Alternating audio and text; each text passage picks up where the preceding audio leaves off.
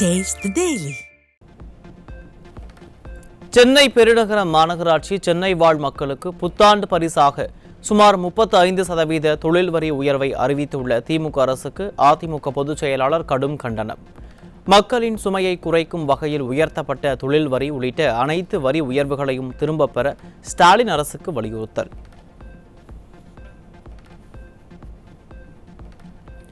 சென்னை மாநகராட்சியில் உயர்த்தப்பட்ட தொழில் வரியின் கீழ் 135 ரூபாயிலிருந்து 180 ரூபாய் வரை நடுத்தர மக்களின் தலையில் விழுந்த தொழில் வரி. திராவிட மாடல் ஆட்சியில் அனைத்து வரிகளும் உயர்த்தப்பட்டுள்ளதால் போதிய வருமானமின்றி தவிக்கும் மக்கள் வேதனை.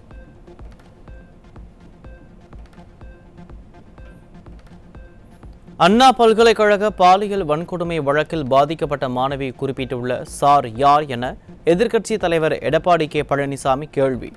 யாரோ ஒரு வேண்டப்பட்டவரை காப்பாற்றவே பல அமைச்சர்கள் தொடர்ந்து பேசி வருவதாகவும் குற்றச்சாட்டு. பாதிக்கப்பட்ட பெண் தான் புகார் கொடுத்தாங்க. அந்த பாதிக்கப்பட்ட பெண் கொடுத்த புகார்ல இது இடம்பெற்றிருக்குது. அப்படின்னா அமைச்சர் யாரையும் காப்பாற்றுறதுக்காக இதை பேசிட்டு இருக்க. அதனால இந்த போராட்டமே வலுத்துட்டு இருக்குது. ஏதோ தங்களுக்கு வேண்டியப்பட்ட ஒருவரை காப்பாற்றுவதற்காக இத்தனை அமைச்சர்களும் குரல் கொடுத்துட்டு இருக்கிறாங்க. இன்னைக்கு பார்த்தீங்கன்னா இந்த உயர்கல்வித்துறை அமைச்சர் கொடுக்குறாரு, சட்டத்துறை அமைச்சர் அப்புறம் பேசுறாரு, அதுக்குப்பட்ட பிறகு சமூகத்துறை கீதா ஜீவன் பேசுறாரு. இவ்வளவு பேர் பேசுறதுக்கு என்ன காரணம்? யாரோ ஒருவர் இவர்களுக்கு வேண்டியப்பட்ட ஒருவர் இதில் சம்பந்தப்பட்டதாக பரவலான செய்தி இருக்கின்ற காரணத்தினால தான் இன்றைக்கு இவ்வளவு அமைச்சர்களும் இதுக்கு வரிஞ்சு கட்டிட்டு பேசுறாங்க. பாதிக்கப்பட்ட மாணவிக்கு நீதி கேட்டு போராடும் அதிமுகவினர் மீது வழக்கு பதிவு செய்திருப்பது கண்டிக்கத்தக்கது. மாணவி பாலியல் வன்கொடுமை செய்யப்பட்ட வழக்கில் உண்மை குற்றவாளிகள் கைது செய்யப்பட வேண்டும் என எதிர்க்கட்சி தலைவர் திட்டவட்டம்.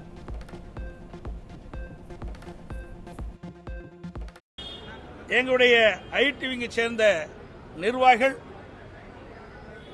மக்களுக்கு விழிப்புணர்வு ஏற்படுத்த வேண்டும், உண்மை குற்றவாளி நாட்டுக்கு அடையாளம் காட்ட வேண்டும் அடிப்படையில் யார் அந்த சார் என்ற பதாகை ஏந்தி மக்களிடத்திலே அந்த விழிப்புணர்வு ஏற்படுத்தினார்.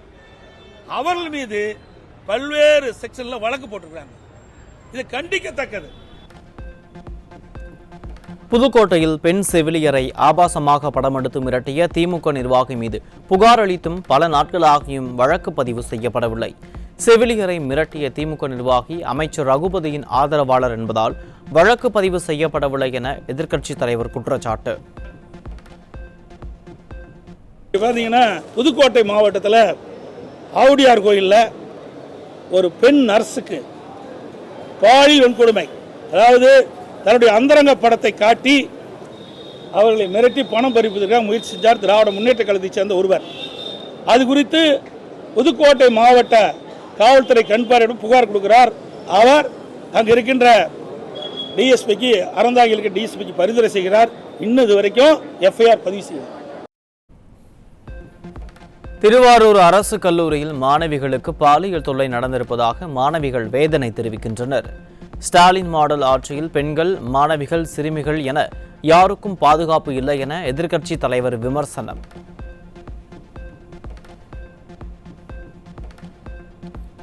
தமிழகத்தில் எத்தனை பள்ளிகளில் எத்தனை சிறுமிகள் பாலியல் தொல்லைக்கு ஆளானார்கள்? அப்போதெல்லாம் அமைச்சர்கள் எங்கே போனார்கள்? நீதி கேட்கும் அதிமுகவினரை கைது செய்ய ஆர்வம் காட்டும் காவல்துறை ஏன் குற்றங்களை தடுக்க முயற்சி செய்யவில்லை என எதிர்க்கட்சி தலைவர் ஆவேசம்.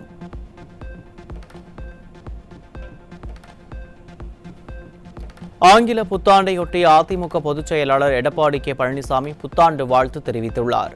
மக்கள் அனைவருக்கும் புதிய நம்பிக்கையையும் எழுச்சியும் மலர்ச்சியும் வளர்ச்சியும் வழங்கும் ஆண்டாக புத்தாண்டு மலரட்டும் என வாழ்த்து. இந்தியாவில் கிரிமினல் வழக்குகள் அதிகம் உள்ள முதல்வர்களின் பட்டியலில் 2வது இடம் பிடித்த திராவிட மாடல் முதல்வர் ஸ்டாலின். ஸ்டாலின் மீது தீவிர வழக்குகள் 11 உள்பட 47 வழக்குகள் இருப்பதாக அதிர்ச்சி தகவல். சென்னை மாதவரம் பகுதியில் 16 கோடி ரூபாய் மதிப்புள்ள 16 கிலோ மெத்தபெட்டமைன் போதைப் பொருள் சிக்கியது.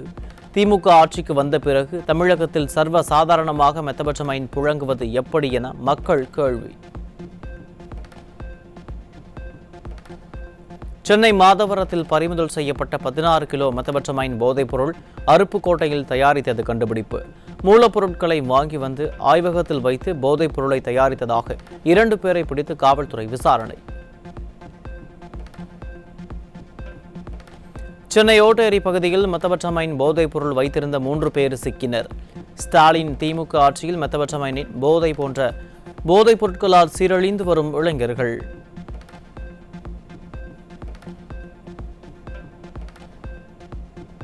திண்டுக்கல் மாவட்டம் கொடைக்கானலில் விற்பனைக்காக கடத்தப்பட்ட 3 லட்சம் ரூபாய் மதிப்பிலான மெத்தபெட்ரமைன் போதைப் பொருள் சிக்கியது. ஸ்டாலினின் திமுக ஆட்சியில் தமிழ்நாட்டில் சுற்றுலா தலங்களையும் விட்டு வைக்காத போதைப் பொருள் விற்கும் கும்பல். செங்கல்பட்டு மாவட்டம் திருக்கழுக்குன்றம் அருகே 120 கிலோ குட்கா பறிமுதல். திமுக ஆட்சியில் நாளுக்கு நாள் போதைப் பொருள் கடத்தல் சம்பவம் அதிகரித்து வருவதால் மக்கள் வேதனை.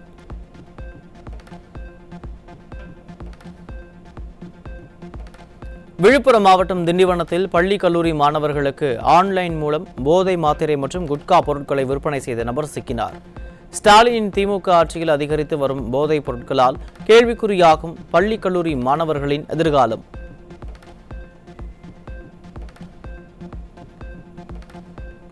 ராமநாதபுரம் மாவட்டம் புத்தேந்தல் பகுதியில் தனிமையில் இருந்த காதலர்களை மிரட்டி பெண்ணிடம் பாலியல் வன்கொடுமை செய்ய முயற்சி.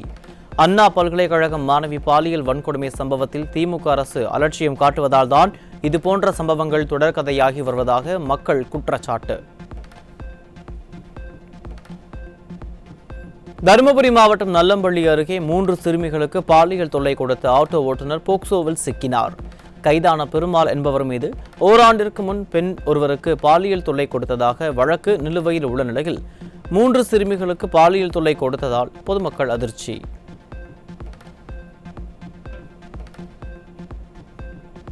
சென்னை தாம்பரம் அருகே அரசு மருத்துவமனைக்கு பரிசோதனைக்கு சென்ற கர்ப்பிணியிடம் தவறாக நடக்க முயன்ற நுண்ணுயிரியலாளர் நிபுணர் சிக்கினார். கும்பகர்ண தூக்கத்தில் இருக்கும் ஸ்டாலினின் திமுக ஆட்சியில் பெண்களுக்கு பாதுகாப்பு இல்லாத நிலை தொடர்கதையாகி வரும் அவலம்.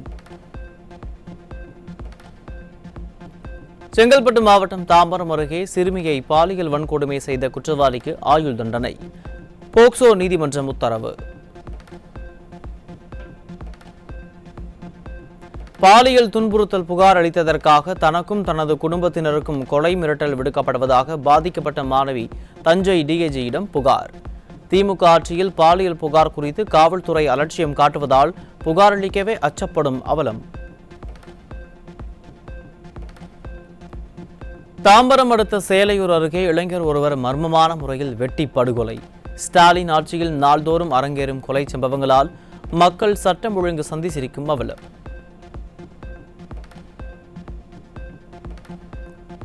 தென்காசி மாவட்டம் சிவகிரியில் பெண் ஒருவர் கத்தியால் குத்தி படுகொலை. திமுக ஆட்சியில் அதிகரித்து வரும் கொலை சம்பவங்களால் மக்கள் வேதனை.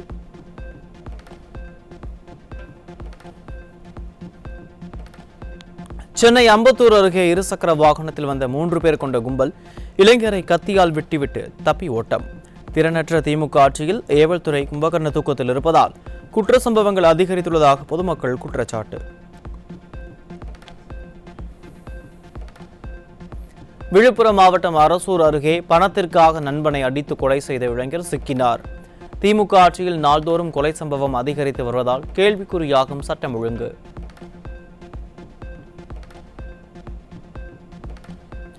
திருவாரூர் மாவட்டத்தில் மழையால் சேதமான சம்பா பயிர்கள் உரிய கணக்கெடுப்பு நடத்தி நிவாரணம் வழங்க வேண்டும் என திமுக அரசுக்கு விவசாயிகள் வலியுறுத்தல்.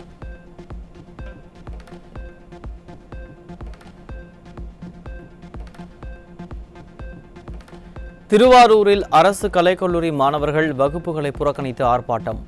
அண்ணா பல்கலைக்கழக மாணவியை பாலியல் வன்கொடுமை செய்ததை கண்டித்து ஆர்ப்பாட்டம்.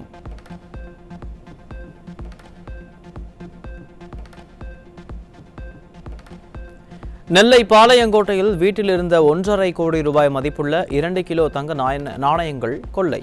ஸ்டாலின் ஆட்சியில் அதிகரித்து வரும் கொள்ளை சம்பவங்களால் மக்கள் அச்சம்.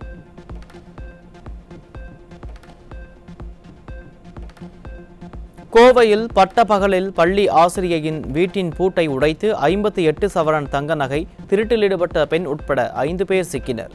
திமுக ஆட்சியில் காவல்துறை கும்பகர்ண தூக்கத்தில் இருப்பதால் திருட்டு சம்பவம் தொடர்கதையாகி வருவதாக மக்கள் குற்றச்சாட்டு. திருவள்ளூர் அருகே ஓய்வு பெற்ற கல்வித்துறை அதிகாரியின் வீட்டில் 7 சவரன் தங்க நகை 2 கிலோ வெள்ளி பொருட்கள் கொள்ளை. ஸ்டாலின் கட்டுப்பாட்டில் உள்ள காவல்துறை மீது சிறிதும் பயம் இல்லாததால் கொள்ளையர்கள் அதிகரித்து விட்டதாக குற்றச்சாட்டு.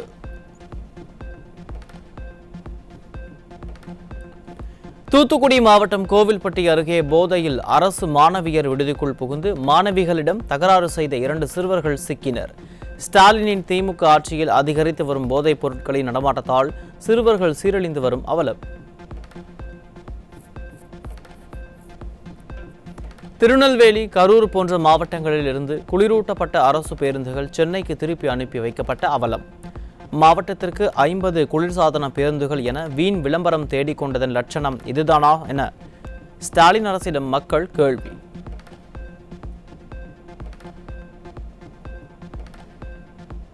தமிழ்நாட்டில் 2 நாட்கள் ஓரிரு இடங்களில் அதிகாலையில் பனிமூட்டம் காணப்படும்.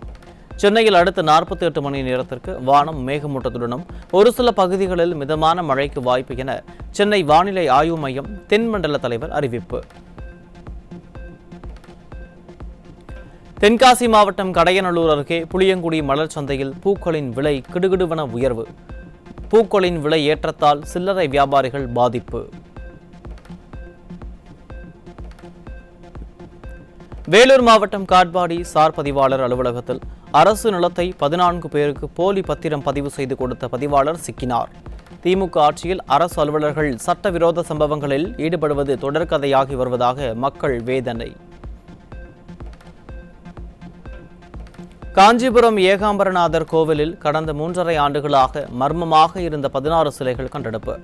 சிலைகள் எப்படி வந்தன என்பது பற்றிய விளக்கம் தெரியாத நிலையில் இதற்கெல்லாம் எப்போது விடை தேடுமோ திராவிட மாடல் ஆட்சியின் அறநிலையத்துறை என பக்தர்கள் கேள்வி.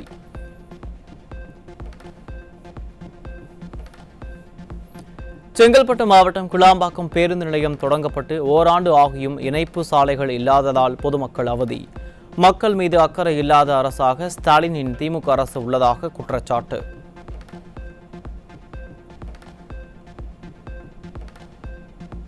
புதிய தொழில்நுட்ப மேம்பாடுகளின் காரணமாக மின்சார வாகனங்கள் அதிக அளவில் விற்பனை. 2024ஆம் ஆண்டின் முதல் 6 மாதத்தில் மின்சார வாகன விற்பனை 26.5% உயர்வு. ஆஸ்திரேலிய நாட்டில் 2025ஆம் ஆண்டு ஆங்கில புத்தாண்டு பிறந்தது.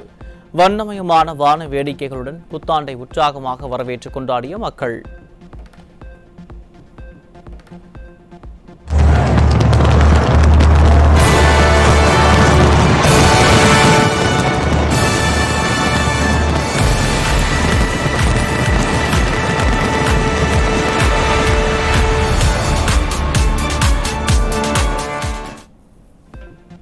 நியூசிலாந்து நாட்டில் 2025ஆம் ஆண்டு ஆங்கில புத்தாண்டு பிறந்தது.